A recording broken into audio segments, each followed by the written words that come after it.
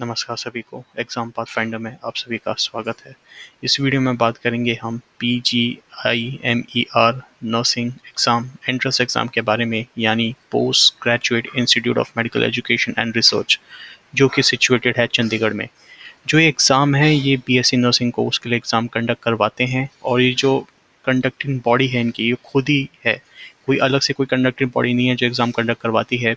PGIMER institute खुद ही exam conduct करवाता है।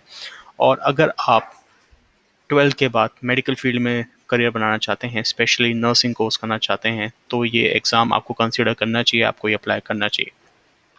अगर इस एग्ज़ाम के बारे में बात करें तो मैं आपको बताना चाहूँगा ये एग्ज़ाम कंप्यूटर बेस्ड टेस्ट के माध्यम से होता है, यानी ऑनलाइन माध्यम से एक टेस्ट कंडक्ट करवाया जाएगा।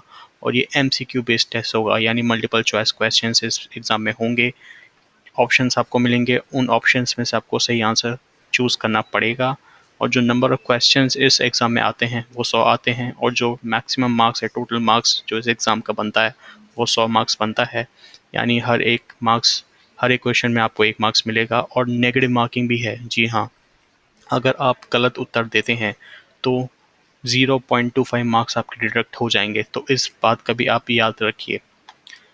अगर इस एग्ज़ाम के बारे में बात करें तो मैं आपको बताना चाहूँगा ये जो एग्ज़ाम है ये सिर्फ इंडियन नेशनल्स ही नहीं, इवन जो फॉरेन नेशनल्स है, जो इंडियन सिटीज़न नहीं है, वो भी एग्ज़ाम दे सकते हैं। और अगर एलिजिबिलिटी क्राइटेरिया के बारे में बात करूँ तो मैं आपको बताना चाहूँगा ये जो एग्ज़ाम है इसके लिए ओनली फीमेल कैंडिडेट्स ही मतलब एलिजिबल हैं, वो ये एग्ज़ाम के लिए अप्लाई कर सकती हैं। अगर वो BSc नर्सिंग कोर्स में अपना करियर बनाना चाहती हैं या BSc नर्सिंग कोर्स करना चाहती हैं इस इंस्टीट्यूट से, तो उनको फीमेल कैंडिडेट्स ही एग्ज़ाम के लिए अप्लाई कर सकती हैं। और उनको 12th पास होना आवश्यकता है। Physics, chemistry, biology and English, ये सारे सब्जेक्ट्स आपके होने चाहिए 12th में, और जो टोटल एग्रीगेट है वो 50% होना चाहिए इन सब्जेक्ट्स में।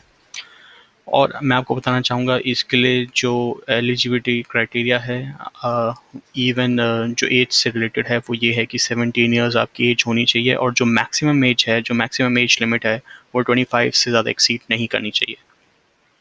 और अगर इस एग्ज़ाम के बारे में मैं बताना चाहूँगा कि एग्ज़ाम पैटर्न के बारे में अगर हम बात करें तो एग्ज़ाम पैटर्न आप ये देख सकते हैं।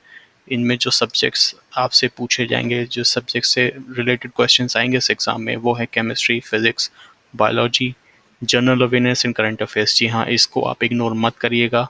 10 questions general awareness and current affairs से भी आएंगे, तो उससे ये ना सोचिए कि केमिस्ट्री, फिज़िक्स एंड बायोलॉजी मुझे पढ़नी पड़ेगी। GK भी पढ़िए, उसको आप इग्नोर मत करिए। और इंग्लिश वाला सेक्शन भी आएगा जिसमें 15 क्वेश्चंस रहेंगे।